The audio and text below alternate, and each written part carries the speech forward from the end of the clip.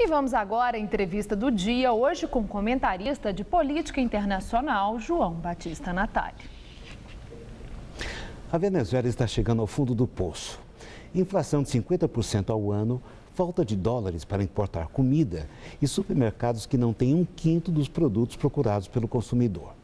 Hugo Chávez morreu há 7 meses, quando as dificuldades já eram imensas. Com seu sucessor, Nicolás Maduro, a coisa piorou.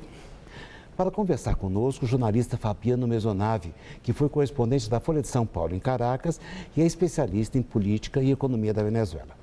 Boa noite, Fabiano. Boa noite. A primeira pergunta, o que está acontecendo finalmente? Existe um despreparo do Nicolás Maduro como presidente ou existe alguma coisa no modelo que não está mais funcionando? Bom, são as duas coisas, né? O modelo não está funcionando, como você mencionou, a situação já estava ruim quando o Maduro assumiu.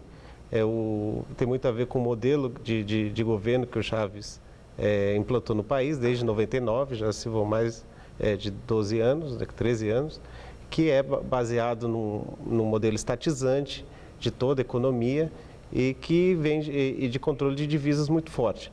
Quando o Maduro assumiu, ele não tinha capacidade política, por ser uma pessoa que não tinha luz própria, que era uma pessoa muito dependente do Chávez, de desviar, de fazer alterações necessárias para o que vinha acontecendo, porque ele é refém do chavismo, é refém desse modelo que finalmente o elegeu. Né? Isso significa, digamos, que ele está rodeado por uma equipe que não é uma equipe dele, mas que pensa como ele. Ou seja, então que ele é parcialmente cúmplice de toda essa situação, não é verdade? Exato, ele era o chanceler do Chávez e todo o entorno dele já estava com Chávez antes. O problema é que ele não tem uma liderança para tomar medidas corajosas que são necessárias. Aliás, o Chávez mesmo tinha essa dificuldade. Um exemplo é o da gasolina, né? A Venezuela tem a gasolina mais barata do mundo. A gasolina lá, 1 litro custa em reais o equivalente a 3 centavos. E isso provoca um déficit de 8% do PIB venezuelano a cada ano. O Chávez não teve coragem de aumentar, ele nunca aumentou a gasolina, apesar de ele ter anunciado, porque a Venezuela tem tanto petróleo que eles acham que eles têm direito a ter uma gasolina barata. O Maduro não vai tomar essa decisão, nem o Chávez conseguiu fazer. Uma outra coisa, o Universal, de alguns dias atrás, citou pela primeira vez uma coisa que é meio tabu em termos da América Latina. Ou seja, a possibilidade de um golpe de Estado militar na Venezuela.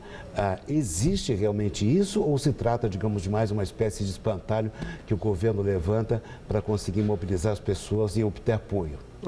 A história do golpe militar, na verdade, não sai nem da oposição, seria dentro dos militares afins que apoiavam o Chávez no passado. O Chávez era um tenente-coronel do Exército, né? Mas não há nada concreto, são rumores. Agora, há vários rumores, né? A ideia de golpe de Estado ou a ideia de que o Nicolás Maduro não vai conseguir terminar o mandato, que é um mandato muito longo, né? A Venezuela, o mandato é de 6 anos. A ideia é que ele não vai ter condições políticas de terminar esse mandato é disseminada, porque realmente a situação está se deteriorando muito rápido, né? Como você mencionou, uma inflação de 50%, falta de alimentos. Há uma insatisfação muito grande no país com a situação geral. Agora, de qualquer maneira, depois de 3 anos de mandato, o presidente ele é submetido a uma espécie de recall, ou seja, uma eleição que confirma o mandato dele. Será que não vai dar para empurrar até esses 3 anos? Porque daí seria mais 2 anos e alguma coisa. Ou será que a situação tende a se degringolar com uma rapidez muito grande? Bom, a situação está piorando com uma rapidez muito grande. Um exemplo é a inflação, que no ano passado era de 30%, o acumulado até setembro já é de 50%, quer dizer, há uma deterioração rápida.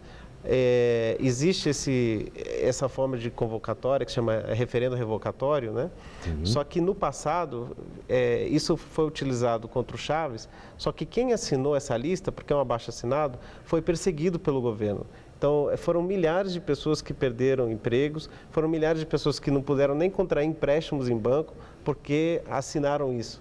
Então, é um mecanismo que na Venezuela muita gente vai pensar mais de 10 vezes para assinar, né?